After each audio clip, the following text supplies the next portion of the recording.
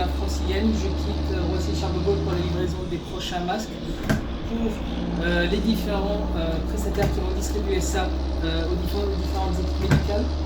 Ça se passe super bien, la route est super vite. Salut.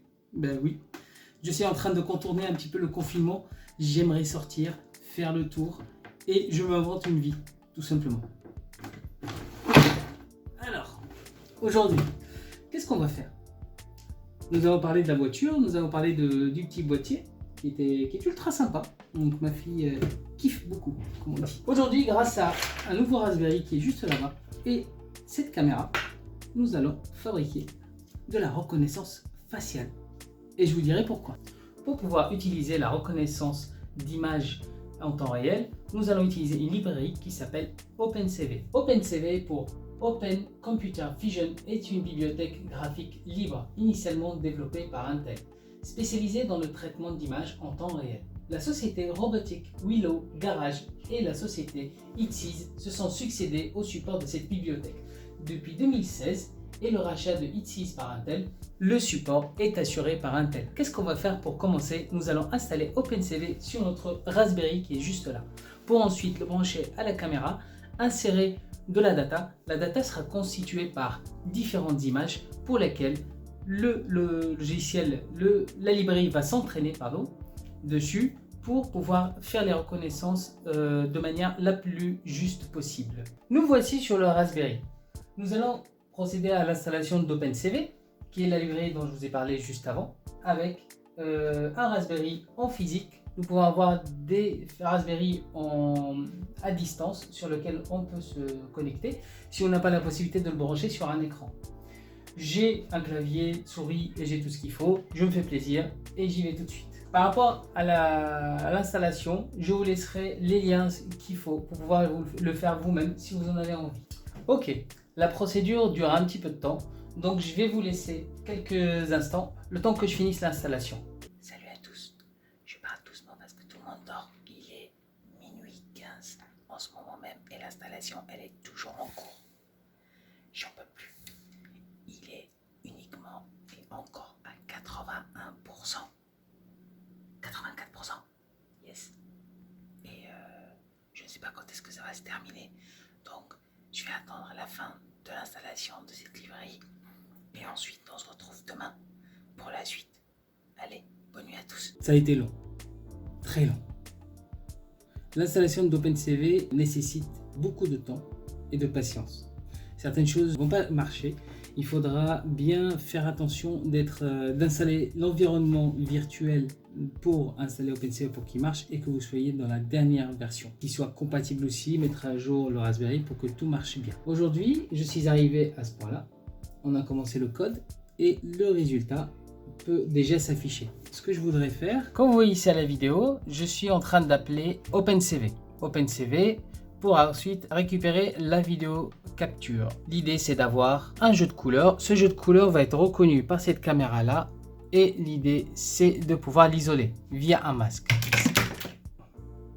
Ok, en arrivant sur le terminal du Raspberry, je lance Python test. Une fois lancé le script, on a le premier retour qui est là, juste à ce niveau là, et ensuite le retour du masque. Sur le retour du masque qui va isoler la couleur rouge. Si je prends un exemple, c'est télécommande, je vais la mettre devant la caméra, ça va m'isoler la couleur rouge. Qu'est-ce que je vais en faire? Ça sera une surprise. Et Daisy va y passer aussi. On va voir si elle va tenir le choc. Voilà, toutes les briques rouges sont visibles et sont bien isolées. Oups. Désolé Daisy. Voilà pour l'avancement du projet. Maintenant, on arrive à capturer une image. Cette image, on arrive à lui mettre un masque. D'ailleurs, c'est même pas une image, c'est une vidéo. L'idée, c'est qu'ensuite, grâce à ce cerveau-là, on pourra l'accrocher sur la webcam. La webcam, par la suite, pourra, si on y arrive, suivre la couleur grâce à son moteur. A tout de suite. Les amis, c'est fou ce qui se passe. Tout marche correctement. Maintenant, je peux vous expliquer de manière plus claire et plus synthétique. Peut-être pas, mais on s'en fout. C'est ma vidéo. La caméra va faire la reconnaissance d'un objet d'une couleur dans les tonalités du rouge. Ensuite, elle sera insérée sur ce petit moteur. Ce petit moteur qui est juste là va faire office de tourelle. Comme si vous avez une tête qui regarde un petit objet. Par exemple, je te parle Bluetooth, je regarde, une fois que ça tourne, c'est censé tourner en même temps. Pour ce faire, donc je vais vous faire une petite lecture juste avant. Ici, vous avez l'import des différentes librairies et les éléments dont j'ai besoin. Ensuite, au niveau des GPIO, les GPIO sont les petites épines qui sont juste là. Voilà. Bon, c'est pas grave.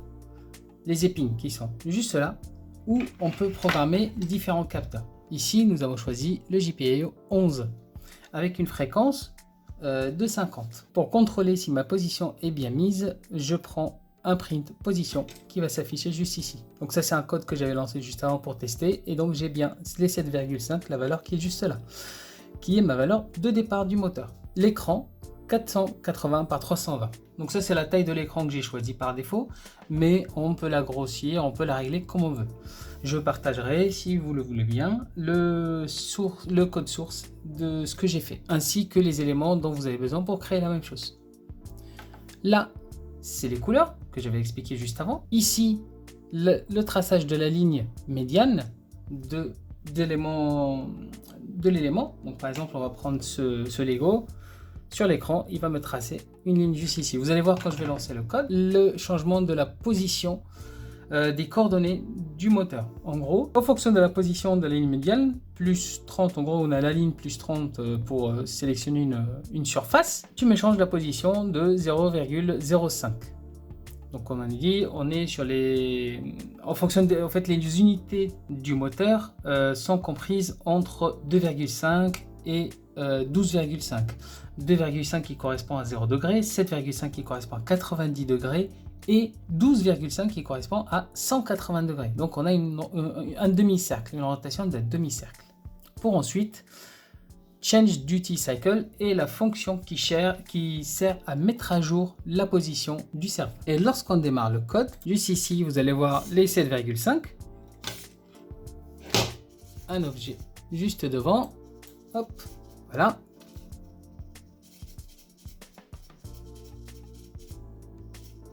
Vous voyez la valeur qui change au fur et à mesure. Et passons à la suite.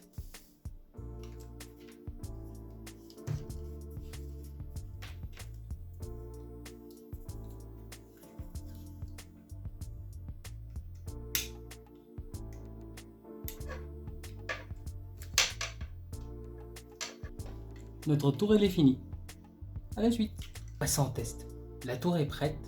Maintenant, j'ai besoin d'un objet. J'ai piqué le portefeuille de madame, c'est pas grave. Il est rouge. Allez, suis-moi. Vas-y. Yes. C'est bon.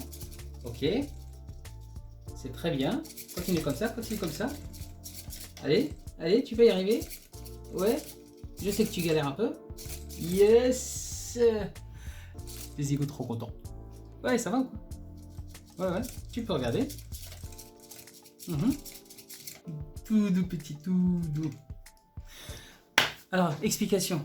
Pourquoi il vibre? Première chose, la fenêtre des coordonnées est peut-être un petit peu trop serrée.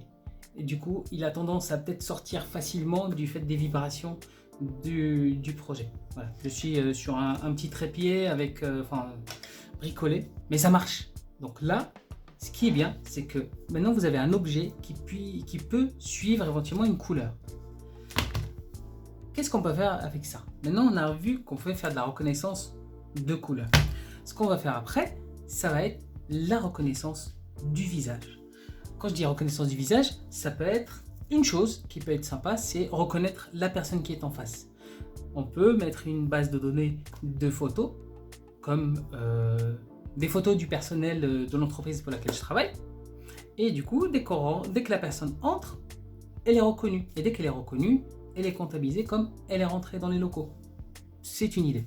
Sinon, il y en a une autre, c'est le contrôle. D'aujourd'hui, on est sur le problème du coronavirus. On peut faire un contrôle au niveau des gens qui ont des masques ou pas. On peut faire ça Par exemple, cette caméra-là peut être dans le bus avec un balayage et reconnaître les gens qui ont un masque ou pas. Et quand il y a des personnes qui n'ont pas de masque, ils sont reconnus et signalés peut-être au chauffeur ou à l'entreprise même qui gère le parc de bus ou d'RER ou de train ou d'avion. À voir. Ok? Bon, j'espère que cette vidéo vous a plu, qu'elle ait pu répondre à certaines de vos questions, de vos interrogations. Je pourrais en faire un petit peu plus. Tout ceci dépend de vous et des commentaires que vous faites, des suggestions, bien sûr, ce que je veux dire. N'hésitez pas à partager cette vidéo, à la commenter, peut-être la liker aussi. De toute façon, vous savez ce que vous avez à faire. Merci encore et à très bientôt.